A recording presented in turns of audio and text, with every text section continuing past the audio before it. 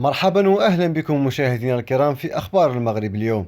وأبرز عنوانها: انفجار عجلة طائرة يخلف فاجعة كبيرة. لكن قبل ما نبداو ما تنسوش تدعمونا بالاشتراك في القناة والإعجاب بالفيديو وتفعيل الجرس باش توصلوا دائما بجديد الأخبار المغربية. وفي تفاصيل الحادث: نجا ركاب طائرة قادمة من بروكسل إلى الناظور من كارثة بعدما تعرضت إحدى عجلاتها الخلفية للانفجار.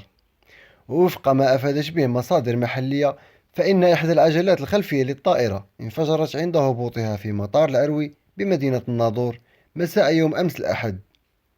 وأضافت ذات المصادر أن الطائرة حطت بسلام، ولم يصب أي من الركاب الذين يصل عددهم إلى 87 راكب بأية إصابات، حيث أكد المسافرون الذين كانوا على متن الطائرة أن هذا الحادث لم يؤثر على مسار الرحلة أو عملية هبوط الطائرة التي حطت بسلام على أرضية المطار.